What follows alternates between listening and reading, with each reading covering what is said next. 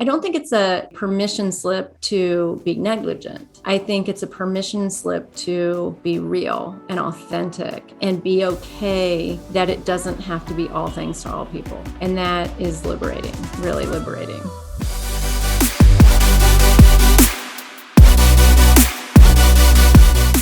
Hey everyone, and welcome to the Academy Podcast with the #1 international best-selling author and multi-award winning success and life coach, Kamil.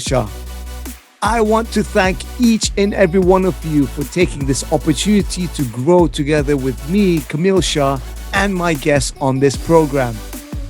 Each episode of the Academy Podcast is filled with insights and wisdom from my guests, which I believe can have a profound impact on the way we live our lives. Without further ado, let's dive in.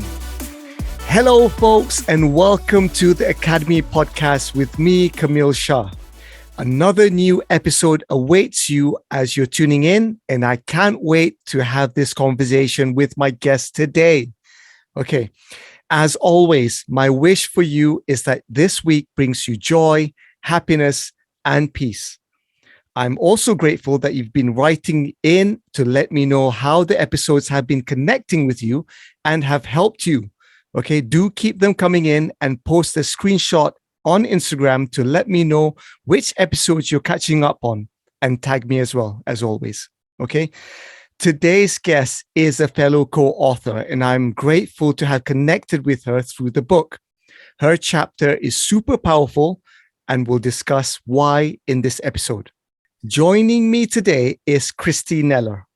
Kristi is a soul consultant, life coach, and creative catalyst who helps you boldly find your voice, one creative action at a time.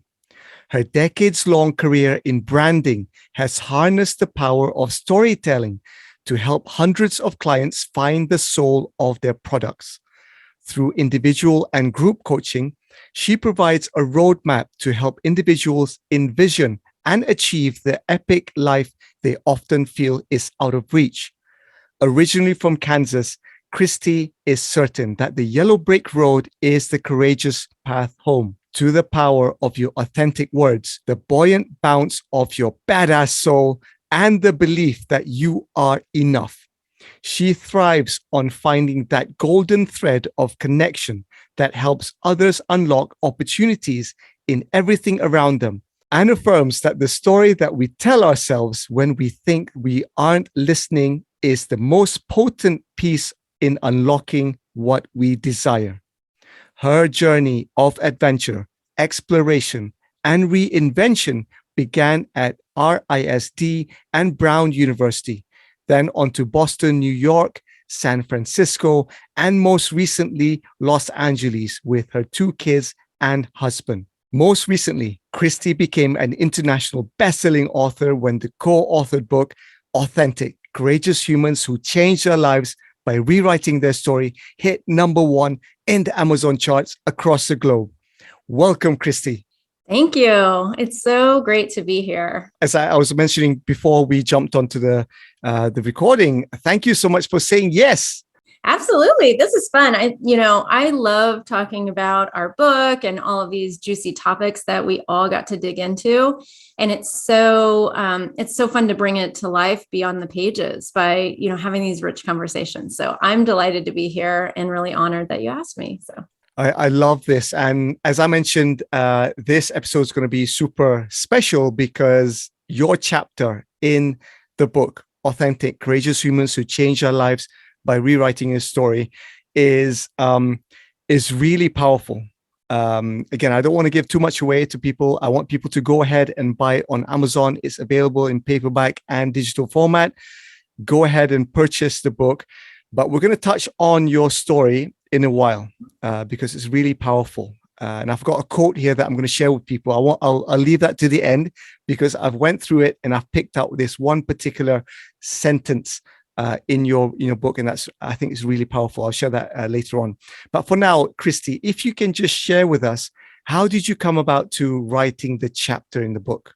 Oh yeah, well, I have always wanted to write. It's been something that has been bubbling out of me in all these ways my entire life. And to be honest, when I was in high school, I was in this college preparatory English class, and I just loved all of it. And I was also an artist. And someone told me that you can blend those two things together, and it's called graphic design. And I was like, what? This is insane. And so that is what took me on my whole path of the creative journey. And I became a graphic designer and creative director and all those things. But in those roles, you hold all the pieces and parts of the bigger creative. So you oversee all the writing and all the visuals and all of that. And what I found is that my heart really lied in that communication piece of touching hearts and minds, whether that was through the visuals or through the words. And I had a gift for storytelling. And I loved storytelling. That's how you connect people. That's how you make someone feel something, and you can affect great change from that. And so, I've been toying with the idea of writing for a long time. I wrote a lot of my own copy when I was designing and all of this stuff. I wrote in college, and I've written short stories and things on my own. And people have been encouraging me to write for a long time. I've done some blogs and things like that. So when this came across my path, I thought, wow, how exciting to get the chance to write about something. And in this instance, being authentic, which is really sort of what I'm talking about with the storytelling, that we can rewrite our story every single day of our lives by the way we show up. And I thought, okay, that topic is right up my alley. And to be able to do it alongside other emerging writers and creators and artists felt really exciting, because it felt like a community. And it felt, it wasn't so scary, I guess, because you were doing it alongside others and you were working on a common goal. And so I'm really team oriented in that way. And that kind of, I think, gave me that last little push I needed to say, okay, I'm just going to put this out here. Okay, I'm going to close my eyes. I'm going to put it out here, and I'm going to hope for the best. So, yeah.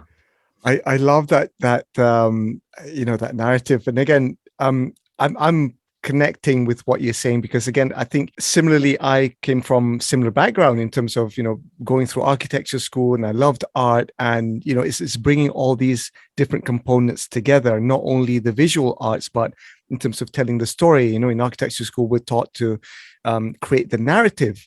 What is the concept of the building? It's just not the building itself. It's the humans that actually use the building, and how do you talk about these great artists like, the 50s, Corbusier, where the architecture in itself is actually telling the story. So as you go through it, it's connecting with memory, it's connecting with, all sorts of different aspects of life, right? Yeah. And as you're describing that, I'm getting, goosebumps, just getting thrown back to architecture school and all that narrative. Yeah, well, it's so true. And it's, design is really, and I'm talking about the broader idea of design, not even just design like we're talking about, but design in general is about activating all the senses.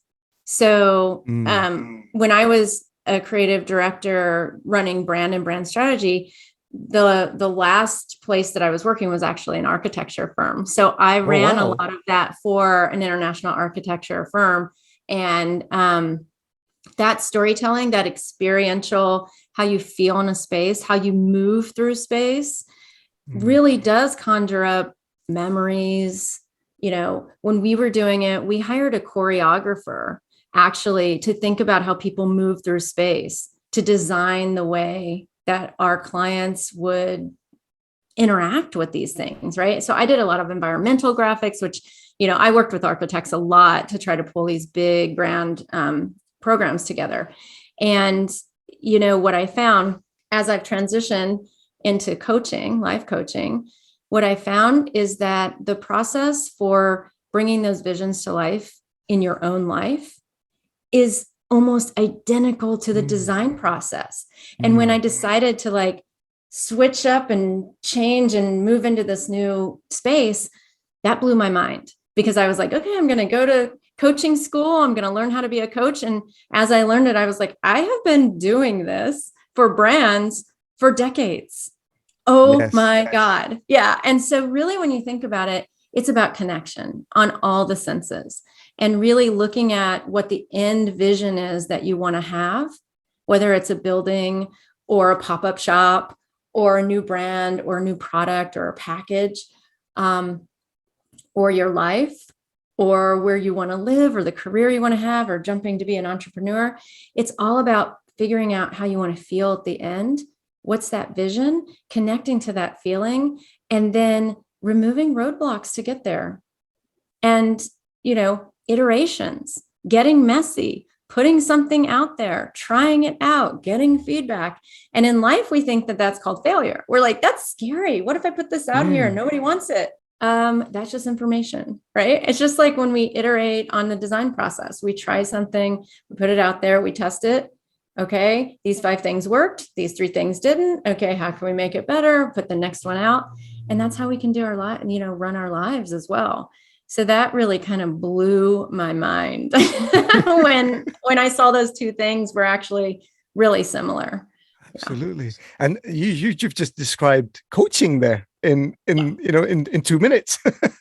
Yeah, it is. It's, and it's really exciting because you can achieve anything you want when you break it down like that.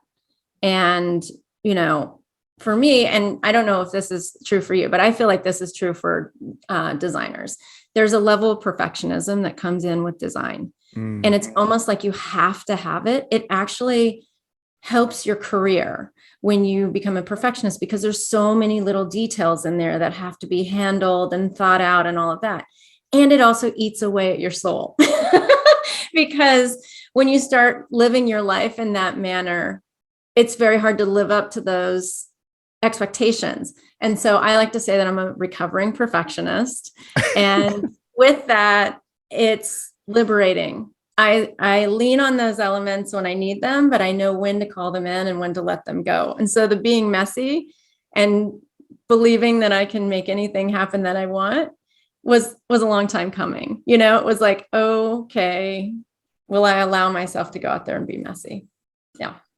Wow, this is really interesting because I literally just had a conversation about perfectionism with another fellow coach of mine, Frida Brun, and talked about perfectionism and my experience of, having, like you're saying, a recovering perfectionist because I was a completely different person. I had a conversation about, what is the difference between, is there a difference between perfectionism and keeping high standards? Because you can still keep high standards, but perfectionism might be the one that eats away at you, that drains you because you're trying to achieve something which is first, possibly it's never going to happen because, that's my point of view that there's nothing perfect in the world, it depends, how you look at it. So when you're able to kind of set that aside, I felt that I was able to live because I wasn't having to, behave or act in a certain way, trying to respond to external validation, external things. Absolutely. Right? Mm-hmm. Yeah, I 100% agree with you there. I heard once that perfectionism is actually just high functioning anxiety. And what it is, and maybe there's other ways to describe perfectionism, but that really resonated with me because I think that that's where it came from for me, is that I wanted to have plan A, plan B, plan C, plan G, all the plans so that anything that could come in and poke a hole in the bigger vision, I had an answer for it. And I sort of thrived in that space. And also it was very taxing. And so it was my anxiety that somebody would find out that the thing I made wasn't good enough.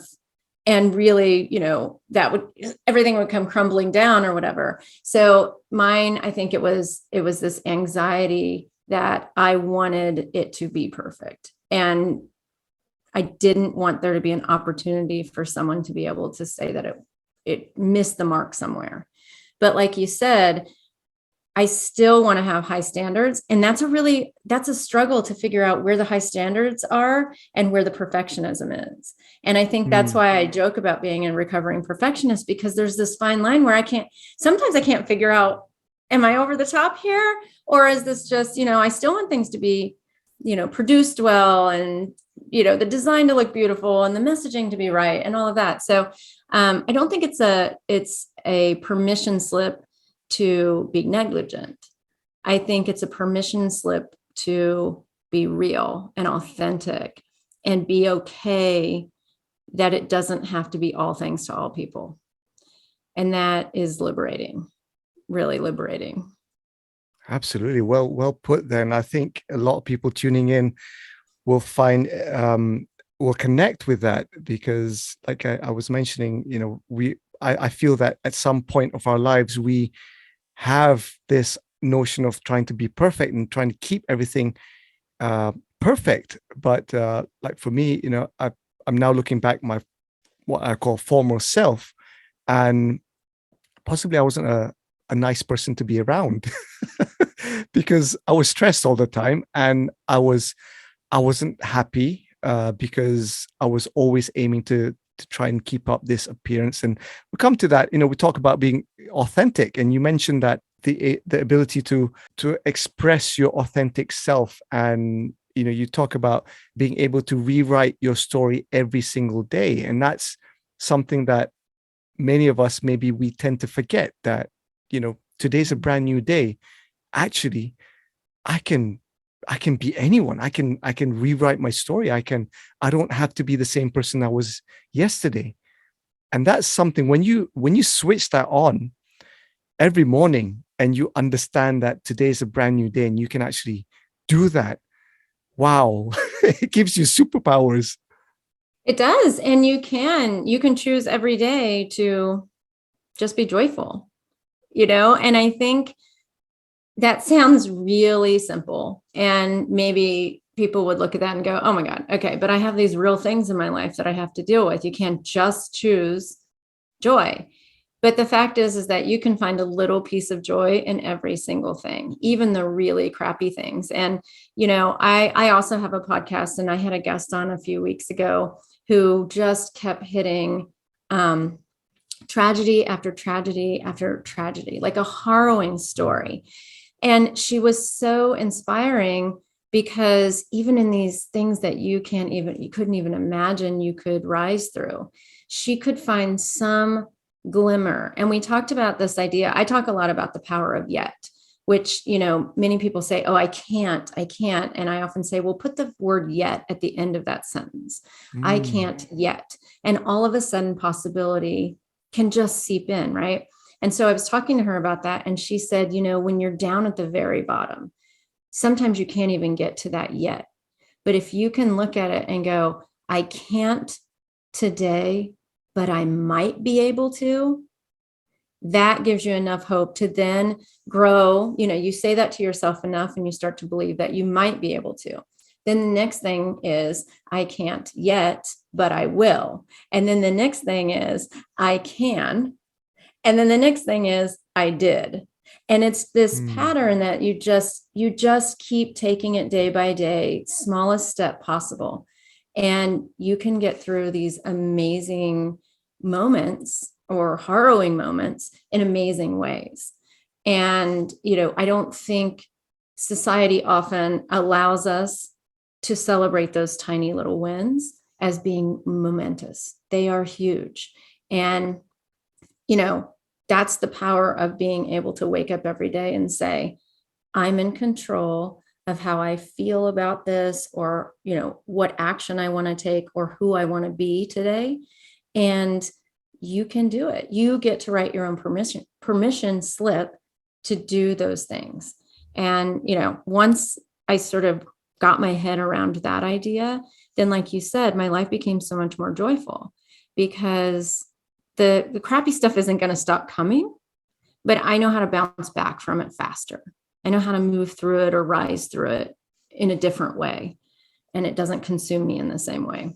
That's really useful advice, perspective, especially for people tuning in, and to understand that every day we can give ourselves the permission slip.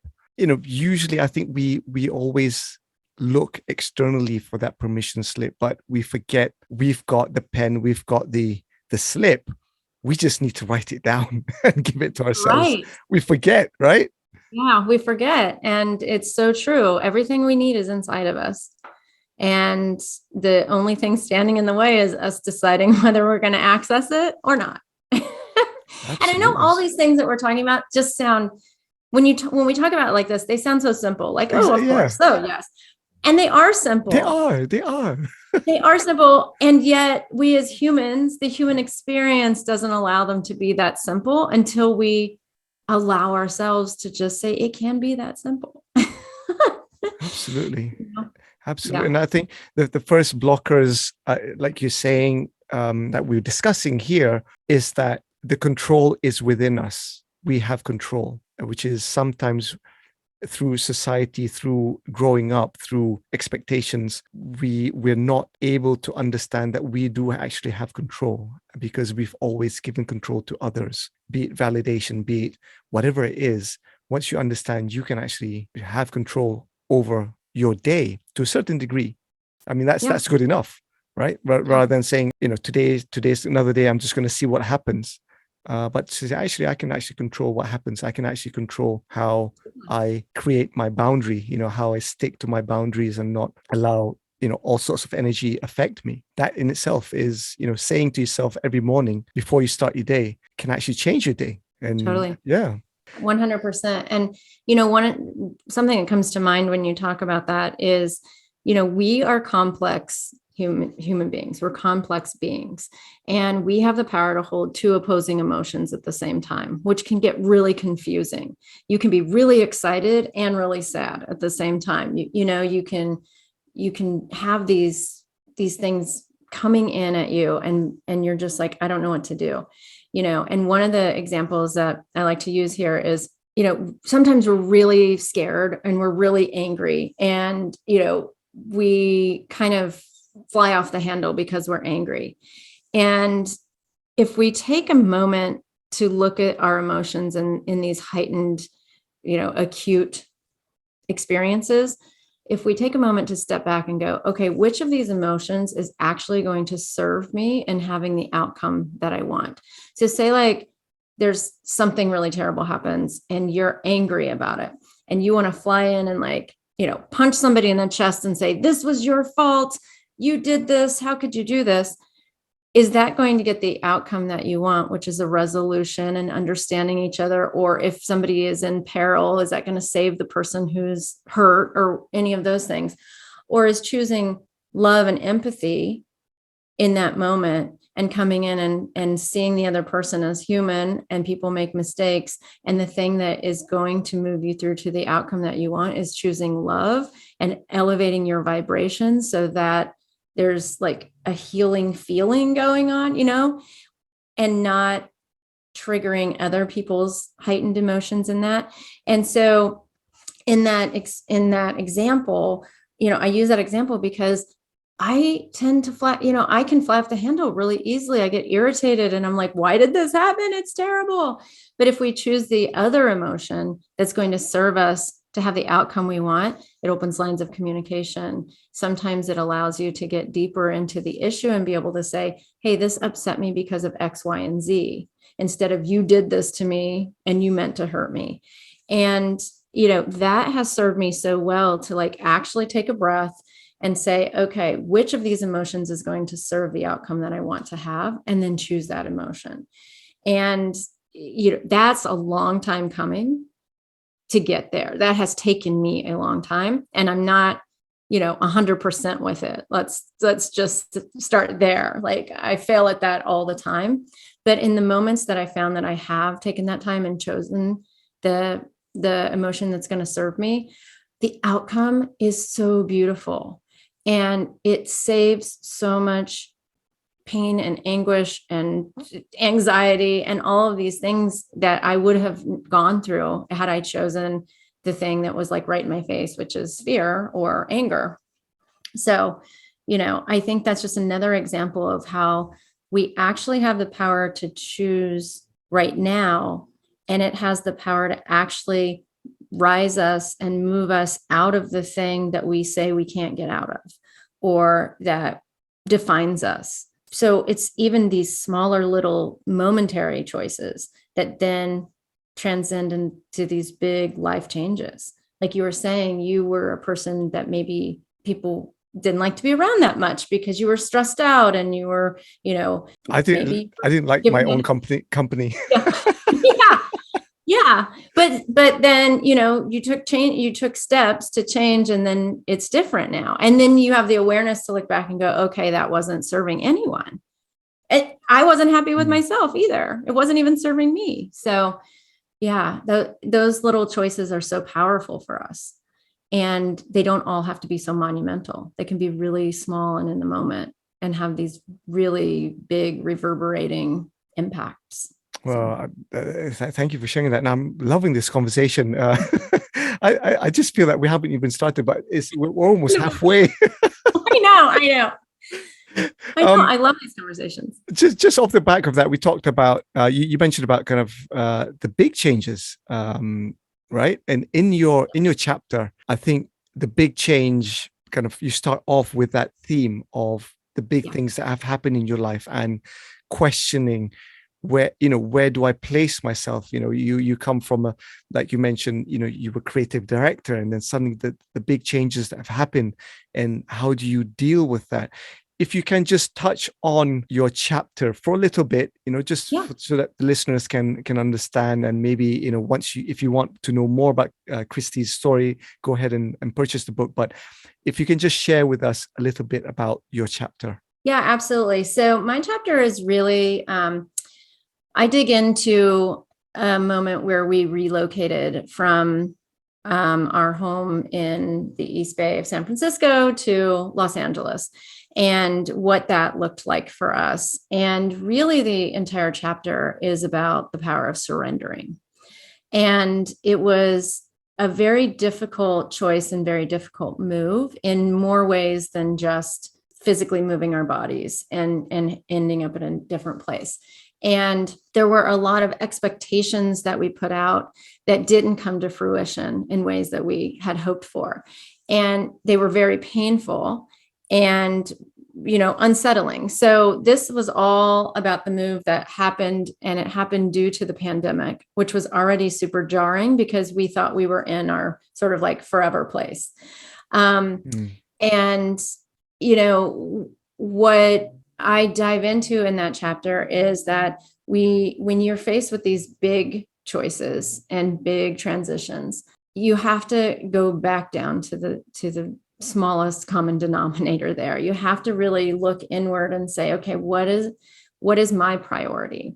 And so I think the lesson for me, and, I had heard people talk about like success doesn't have to look how you expect it to look. And like we were saying before, for a perfectionist, that is a very difficult concept to grasp, because you get an idea in your mind and you say, it's going to look like X, Y, and Z. And if it's anything other than that, it's either not good or it's a failure or whatever. And for us, the move didn't look like we wanted to. We sold our house. It didn't sell for the money we needed to buy a new house. And so the plan started to fall apart. And I started to fall apart with it because my heart was really still back in the old community. That's where I put my blood, sweat, and tears to build our community. And so for me to move through that space, I had to try something different. And in that, I literally had to learn what surrendering is. And, I feel like I could say it as a concept, or like logically in my brain, I was like, I've surrendered. Of course I've surrendered. I'm a positive person. We move often, and I am a change maker. Like I have an open mind, and I would say all those things to myself. But until you get to the very moment where surrender becomes really powerful is until you get to the very moment that you truly wholeheartedly believe that either outcome is there to serve you and will be the right thing for you, then you aren't truly surrendering. If you haven't come to that place. And for me, I couldn't get to the place where I thought making less on my house so that I couldn't afford the house that I wanted in my new place. How could that possibly have been the right outcome? But when I surrendered the outcome, then the awareness comes, okay, well, maybe that's not what we're supposed to do.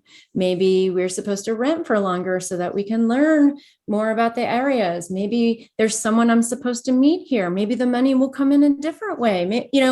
Possibility starts to open. And, that took, I'm not kidding, it took me down to the very bottom of every single one of my beliefs to be able to bounce back and say, okay, in each situation, this is not happening to me.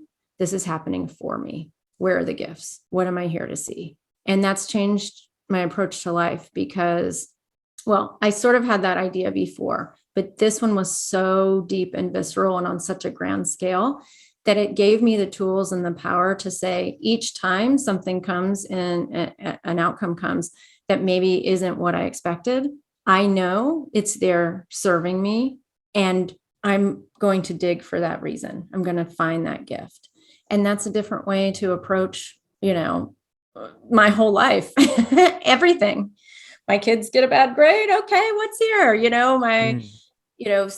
I get in a car accident, or, the other day my car broke down on the side of the road. I had 50 things I needed to get done that day. It was a day before my husband's birthday. I hadn't gotten him his gift yet. I hadn't planned the dinner. I was running around, and it was the one day that I had to pick up 4 kids from camp instead of 2 kids. So I couldn't use my smaller car. There were all these things. And I started to snap back into, oh my God, poor me. What the heck? How can I be here? Whatever. And I thought, okay, what's the gift? All right. The universe is telling me you need to slow down. Maybe all this stuff doesn't need to be done the way you needed it to be done. Maybe there's an alternative here. And it leads me to the question of, or my new mantra, which I say every day, probably 50 times, which is, dear universe, I am open to seeing this differently. And even just saying that just lifts some of that pressure. And so with that car situation, I was like, okay, I don't have the kids in the car with me right now. That's a blessing. I'm on the side of the road safe, and it's shady. That's a blessing. AAA is coming. That's a blessing. And when I got to the car dealership, they found me a loaner car that's the same size so that I could go and get my children. The person I spoke to there was very empathetic that I had children and said, here, we'll help you. I was held. And that was the gift. I learned that if you ask, you shall receive. And I was held. And then the gifts and all that stuff, it all worked out. And so I didn't need to run around like that all day. So, it's just, surrender is a very powerful tool for us.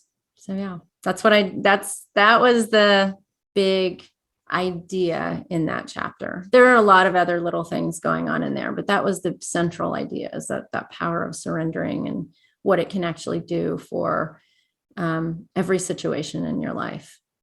Not even just the big ones, but sometimes the small ones too. There's so much in there. I love that. Thank you for sharing that. And I think the big idea of surrender, and I'm a big believer of looking at it from that point of view as well. The small things that have happened, and it's kind of interesting when you look back, 2020 vision, when you look back at things, and now I look back at things where things didn't work out as the way that I planned, and I'm looking back, I was like, wow, I'm actually glad that didn't go ahead as I planned, because I'm now, it's almost like, whatever it is you believe in, God, universe, whatever it is, it's like that nudge that you're going straight, and suddenly that nudge just takes you off to the next rail, and then you keep moving forward, and you look back and you're like, wow, I'm glad that I got that nudge, because that's taking me in a slightly different path, and I get to do X, Y, Z, and I get to meet ABC people. Yeah, and right. Looking at that, being able to be aware of that, I think first and foremost is important, because previously I missed all of this, and I think many people will miss these things. But if you're able to be aware, like you're saying, take a step back when things aren't going as planned, and say, what is this trying to tell me? That's where you start to have these moments of gratitude, like you're saying, the small things that you listed out. Kids weren't in the car, you're in the shade, A is coming, AAA is coming, you got the loaner car. So all these things which sometimes we miss but they are the small yet important things that stack up to be the bigger things that you're able to use in the next thing, something happens, you're much stronger and much more resilient, being able to kind of handle emotions, being able to kind of look at it from a different perspective. And I'm a big believer of that. Thank you for bringing that up. Yeah. And I think that when you look at it that way, possibility opens up in all these other avenues. And just like you were saying, that you're going down one path and then something tweaks you to go this other way. And a lot of times you don't have any proof that going that other way is the right way, other than the big feeling, that feeling inside. And, I think getting really in touch with that intuitive, hit, that feeling of intuition is so important. And when I was, working, like you said, pulling ridiculous amount of hours as a creative director, I had lost my connection to that intuition. I wasn't listening to my gut feeling. I was just pushing through, focused on success, doing what it takes. And I think that that's, what we've been taught. And I'm not saying here like hard work isn't a good thing. Hard work is a great thing. But instead of working harder, let's work smarter. And like you said, still have a high level of, quality that we're putting out, but letting go of the judgment, letting go of that. Okay, if it's not perfect, it's not great. But redefining your own metrics of success and saying, this is a success to me because I felt joy. This is a success because it touched another life. This is a success because this really important topic that people don't talk about we're bringing it to light so that we can start to change conditioning. We can start to change what society expects and let people live a free and self-expressed life. Because that's one of the topics you brought up before too, is that when you were doing your other career, and I think I hit on this too, on paper, it looks incredible. Oh, you're an architect. Oh, you're a creative director. Oh, you're living the life. And it was an amazing job. I didn't hate the job. I loved the people. I loved the work. I loved the creativity. I even loved the pace of it, but it came at a detriment to my self-care. It came at a sacrifice of really having personal fulfillment because I was giving so much to get external validation. It's giving so much to be successful. And I think, one of the biggest epiphanies in the last few years for me as I've started to make these shifts is that I can have both of those things. I just have to change my own metrics of success. I have to know what fills me up and what I'm getting from it. And I still want to work hard. I still want to be busy. I still want to be creative, but I want to do it in a different way that also fills my soul and helps other people. And, we can grow and dig into these topics that people aren't paying attention to and say, wait, just look at this one thing. It's really cool. You can change your whole life by tweaking this one tiny little thing that's actually not very painful to change. And, that's powerful stuff. Oh, again, so much in there. I want to pick up one thing that you mentioned at the beginning of that, intuition.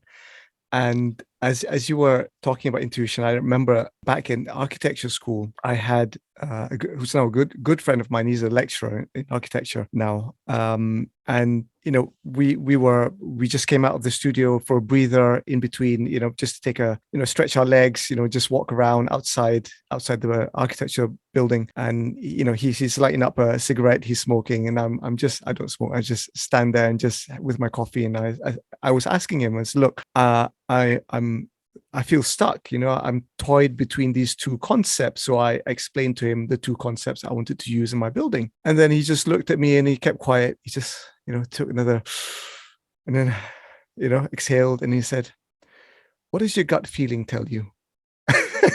And I was like, I was hoping that you'd give me either A or B, but I wasn't expecting another question. Yeah, exactly. I wasn't expecting another question to my question, but he just said, so what does your gut feeling tell you? And no one's ever asked me that before. at that time. And I didn't know how to respond because I didn't really, I wasn't, like you're saying, I wasn't in tune with my intuition. I didn't know how to respond to that gut feeling. What does that mean? Is that how I feel, whether A or B, or, but now, I'm using intuition as much as I can because, it's trying to tell me something, right? Yeah. In any decision that I make now, I step back. How do I feel about this? Before I make that decision, the rational mind already has, the things on paper that says A or B, but what does your gut feeling actually tell you? And I think most of the time, like Steve Jobs says, it knows you more than you think you know yourself. Intuition is very, very powerful. So sorry, I just digress. I just wanted to share that that moment. No, I think that's school. so true. That's so resonant with me because I think in this busy world, we lose our connection to intuition very easily. And I think intuition is what led me into art school and and believing that I could be a creative, productive professional. And so, but then as I got older and older, I got further away from intuition because I was just trying to be the picture of success and make sure that I was like moving forward. And if I think back on my life, the places that I took the biggest leaps are the places that I leaned into my intuition without even knowing I was leaning into it. It's when all of a sudden I would make decisions sometimes that I couldn't explain. And that is actually really scary, one, to do. And it's scary for the people around you because they're like, how do you know that you're doing the right thing? You're like, I don't. And they're like, well, then why are you doing it? And I'm like, I don't know. I just have a feeling. And people are like, that's not good enough. You need the proof. But I think that if we connect to that, those are all the clues and the nuggets of how to get on the right path. And once you step on one, then the next cool thing just appears and you follow that and you follow that. But you have to have a certain level of risk tolerance to do that. And you also have to really start to have develop your own self-trust.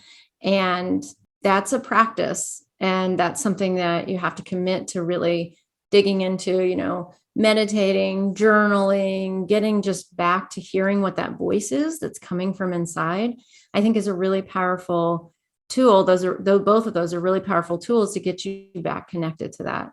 Because for a long time, I would feel something and then I would say, I'd talk myself out of it over here. And then I talk myself back into it over here. And then it was just like an argument in my head and I didn't know which one to go with. I'm like, I don't know what I feel. Today I feel this and tomorrow I feel that. And I don't know. And so I think, it's about getting really quiet and allowing some things to come through. And you can do it on really small scale things. Like, what do I want to have for breakfast today? And just sit and be quiet and think, what do I want? And it sounds so silly, but if we practice on things that aren't like high stakes, we can start to understand what that feeling feels like in our body. So that then we can, it's like working out and building that muscle. You start small, you build it on things that aren't like that high stakes. And then you develop it to the point where when you've got these big life-changing things that you have to decide on, you can feel them in your body more. Half of me can't believe I even just said that out loud because the old me would have been like, feel that in your body. Exactly. Who are you? But yeah, it's just another tool in our toolkit. And I want to bring in your podcast again, as you were explaining that, the line that you say is, if it's not a hell yes, it's a hell no. And I think for me, I've actually taken that as essentially a guide now. How do I feel about this? Is it a yes, all out yes? Or is there, more no than yes? So I always kind of ask myself this question. Is it a hell yes? Sometimes it is. Sometimes, I'm not feeling it. I'm not feeling this vibe. So maybe I shouldn't, right? So maybe I shouldn't. Maybe it's not yet. Not yet. Mm-hmm. Maybe not today. I know it sounds a bit strange and a bit callous, I think, to just, just base it on feelings. But I really do feel, as maybe it's it's the age thing. I don't know. Maybe I'm at a Yeah. stage where, when you just get a gut feeling, you just have a feeling, Yeah. and you just make a decision. And now, based on that decision, when I look back, if it was a good decision, good. If it wasn't, I interpret it as what you've just mentioned as well. It's just information, Yeah. right? I made a decision. If it happened, good. If it didn't, fine. I'll try again the next time around. Yeah. That's it. It was just information. It was just feedback. Exactly. And, I like to think of it this way, either you win or you learn. There is no losing. There's no failure. You're going to come out with it with something. And, if you're aware and you go into it with that feeling, then, you can make it what you want it, make it what you want it to be. If it's not a hell yes, it's a hell no. It's so funny because I'm such a yes person that I have gotten myself in so much trouble being a yes person because I take on too much. I take on all these things that, I want to help that person, or I want to do this, or I want to do that, but I don't really want to do it. I need the time for other things. And then I find myself, people are always like, oh my God, you're always doing so many things. And I'm like, I know. And a lot of them I enjoy. So I've tried to take on if it's not a hell yes, it's a hell no, which is a little cutthroat, because I honestly need to prioritize myself and make sure that I am doing the things that fill my cup. Because for many years, I'm doing everything for everyone else, and I'm just living this completely depleted life. And it's draining. And like you said, by the time you get to this age, you're kind of like, okay, no more of that. Like, I've got to pick the things that are going to fill the cup. And then that fills the cup for all the others that I can fill the cup for. But I got to do it for me first, or I don't have the patience or the, courage or any of those things that I need for the other people. That's a lot. All these lessons we're talking about today they were a long time coming. I think they just have been a long time coming. And then somehow I opened the floodgates and they all kind of like pinged in at the same time. And then I've been sort of deciphering through those over the last, couple years. But I think all of the experiences leading up to it have gotten me to the place where I'm like, okay, I'm only choosing the things that actually feel good. And I have a friend who says she only chooses things that delight. She's only available for things that delight her. And at first, that sounds like, oh, sure, you can say that. Okay, that sounds like a privileged thing to say, right? But when you dig into it, and we've talked about it several times, it's really not about just choosing things that completely bring you joy. It's having the mindset to choose to be joyful in the things that you're going to do. So if you have to take the garbage out, find something. I take the garbage out because it makes my house not smell. It's like, I don't take the garbage out because I have to take the garbage out. I do it because it provides an experience in my house that makes me happy. I tidy up because I don't want to be frustrated on the things that are sitting around, whatever these little things are. I walk the dog, not because the dog has to be walked, but because I enjoy getting some exercise, and I can put a podcast in, and this little living, breathing thing gets to have some joy in its life, And so when you start to shift that to choosing the part that's really good about it, then you can even accept some of the things that, like, the have tos in our lives. I think that's really important for people tuning in as well. Especially, I'm reflecting on people who are, only because I'm having a lot of these conversations lately about career, being stuck in careers that people aren't happy in. And I had a recent conversation. I said, multiple ways of looking at it, either or even addressing it. If you're in a place where you're not happy and you feel you don't belong, you can always shift. You can always have a conversation with the people in the organization to try and get you on a path that you feel that you should be on. Or it is an interpretation, like you're saying. You still show up, but you have a different mindset about being in the office, having to go to the office. So you might shift your mindset and say, I have to do this, or fine, I accept that this brings in the income, that I get to use in a slightly more different way, where I can feed my passion in a different way. Shifting that mindset rather than saying this is the end, that's it. But, actually to say, okay, fine, I accept this is happening, but I can look at it from a different point of view. Again, if it's a toxic environment and stuff, that you might need to do something more drastic. But if it's just, I feel that, for the time being, I don't feel like I should be here, fine, maybe accept that for the time being, right? It's not happening yet for you, but you just need to show up. But you can use the time, the income in a more meaningful way that brings you passion elsewhere. So yeah, I think I completely resonate with what you just said there, Kristi. Yeah, absolutely. Okay, this is flown by, guys. It's just coming up to an hour mark, and oh man, I think we have to do another one, Kristi. I'm super excited about this. Absolutely. I just feel that. I was just gonna say, I love these kind of conversations. You can invite me back as many times as you want. I would love to talk to you. It's really fun. Because I think that there's so much between us that I think we can dive in and delve in. I think there's a connection there in terms of our background, but also the transitioning from where we were before to what we're doing now, and how we are connecting not only between coaches, but also the people that we are coaching as well. So I think there's a lot that we can share with people out there. Absolutely. Before we move on to the tail end of the conversation, usually we have the tradition of the 5 question round at the end. But before we do that, Kristi, how can people connect with you? And also, if you can mention about your own podcast. Yeah, absolutely. So I have a website, kristinellor.com, where, you can learn about a lot more of what I do and what I'm up to. I'm on Instagram at K_Nellor. Facebook at Kristi Nellor. And yes, so I also have the podcast, The Hell Yes Habit. And, on there, we really, like you said, we delve into the practices, the consistency, the sort of juice behind people sort of defining a life that brings them great joy, right? Whatever the life that they want to have on their own terms.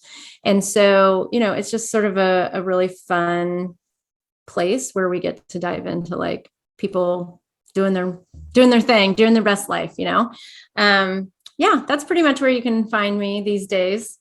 Amazing. And again, reminder to you guys tuning in, Kristi has her own chapter in Authentic, Courageous Humans Who Change Their Lives by Rewriting the Story, which is now available on Amazon in paperback and digital format. So go ahead and purchase and read. And each purchase, again, I want to remind people, each purchase goes directly to charity to help girls in Malindi in Kenya through Elimu Girls. Okay, so go ahead and do that.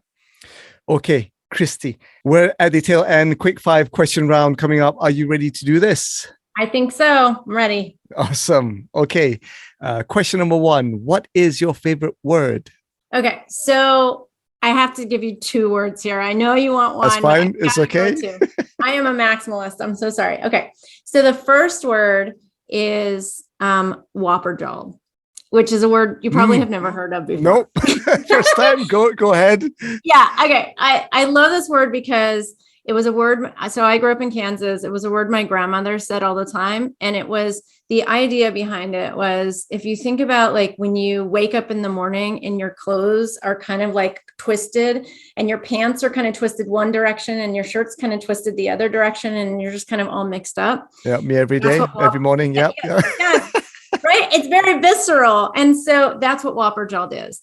But in application through my entire life, we would use that word when you were up against something weird in your life. Like when something showed up and it was like, oh, you're all whopper-jawed. It means you're a little off center and, you don't quite have it together and things are kind of, messed up.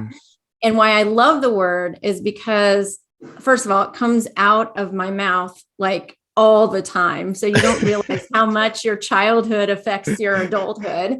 And secondly, I realized that in order to set whopper-jawed straight, all you have to do is straighten your clothes.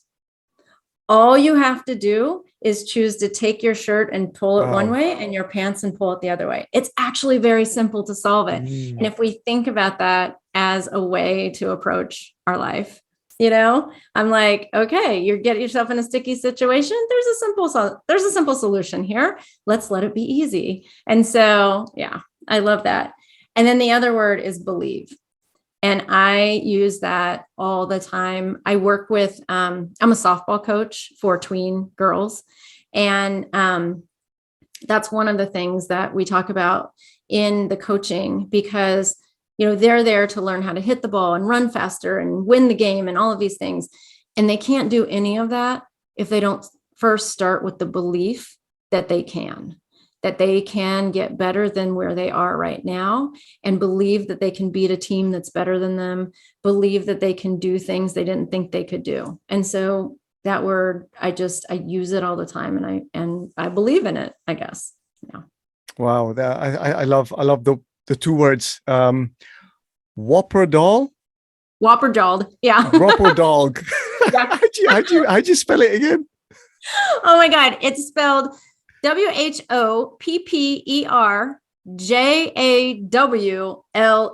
It probably isn't really spelled like that. Whopper-jawled. Okay, whopper-jawled. Yeah. Okay, yeah. Right. You got it. Awesome. I love it. And belief as well, big believer of belief. So yeah, thank you for sharing those two words. Okay, next question is, what are you currently reading or listening to? So I'm always sort of reading multiple things at the same time. But one of them is We Should All Be Millionaires by Rachel Rogers. And it's really, it's really a book on unlocking our own belief systems and on what we allow ourselves to have.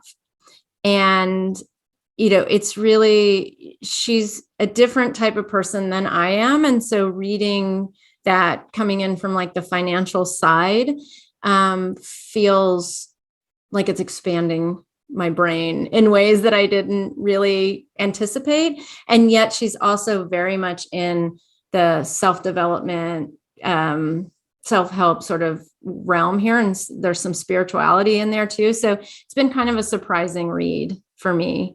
And then this other one is How Creativity Rules the World. And so that one is really more validating for me, because I believe that creativity saves the day every time. I think it's the way we see ourselves out of problems, how we see ourselves out of our own predicaments, how we connect. It's my flow trigger. But this book in particular is really eye-opening, and how it really is a vital and viable avenue in solving so many bigger things in the world. Those are the two that I'm digging into right now. Love those two books. And just talking about creativity, it's just something that came to my mind as well. I've had many conversations with people, and people keep saying, I'm not creative. I actually believe that if you're living and you're listening to this, you have creativity in you. Yes. You just need to tap into it. Yep. Just need to tap into it. Okay. We could have an entire podcast episode about this topic, because you have just touched on my biggest pet peeve. When people say that they are not creative, I'm so irritated by that, because that's an adult construct that we have put on people to say either you're creative or not creative. Creativity has nothing to do with, can you design a building or sculpt a sculpture or paint a picture? It's literally creating something that didn't exist before. So each time you come up with a new thought, you have created something. Each time you put a new outfit on your body, you've created that unique outfit on your body. The way you fix your hair, the way you're with your friends, all of it is creative. And so I have this conversation so often with people, because I'm a creative catalyst. I believe that creativity is the spice of life. We are all creative beings. And, the way you put a spreadsheet together is creative. The way I talk to people in the financial world, and I'm like, the way you talk about numbers is creative. You have a love affair with the numbers. Like, come on, just embrace this idea. So anyway, you can tell I'm getting lit up about this. You hit a button, and Let's save it for the next one. Creativity as a topic. Totally. Awesome. Okay. So, what question? Oh, question number 3. Okay, right. Question number. Are we? I'm just lost. So, question number 3. Right. So this is an interesting one. This is a new one. What is the worst advice you've ever received? This is a hard one, I think, because like I said before, I like to put a positive spin on things. But I would say the worst advice I ever got came in the form of a joke that my grandmother used to tell all the time, which was she'd say, money talks, and all it says is goodbye. And I think that is the worst advice because it starts to develop your money stories about, how you handle money, what money has to do in your life, what power it has, all of these kinds of things. And so, I was really thinking about that. And I think that has, formed certain ideas in that money conversation. Yeah. Kind of similar. It's kind of similar to money doesn't grow on trees kind of thing, right? When you believe that it can't grow, and that's it. You've set yourself that limit that money can't grow, and you start to believe, not physically, but metaphorically speaking. Yeah. Totally. Yeah, it starts to take a hold on you for sure. So. Okay. On the flip side of that, what is the best advice you've ever received? Oh gosh, best advice. There's so many good ones, but I would say that anything that you ever wanted, anything worth anything, is on the other side of courage. So you must move through courage to achieve the things that are really important to you and make the biggest difference in your life. And I've found that is true every time. Amazing. Being courageous. I mean, again, definition of courageous, how do you become courageous? You see fear, you go through it anyway to get to the other side because you believe that there's something there and it's worth doing. So being courageous is seeing the fear, like you say, go through it to the other side. Yep. Amazing. Just push through it and you get what you want. You get that beautiful thing that you're hoping for. Amazing. Love that. Okay. Last question. What can we expect from Kristi in the next 5 years? Oh my gosh, that's a big question. My desire is to have a big impact on bringing more joy and access points to joy in the world. So I think for me, hopefully a lot more podcasting. I love having these conversations. I would love to put out a solo book.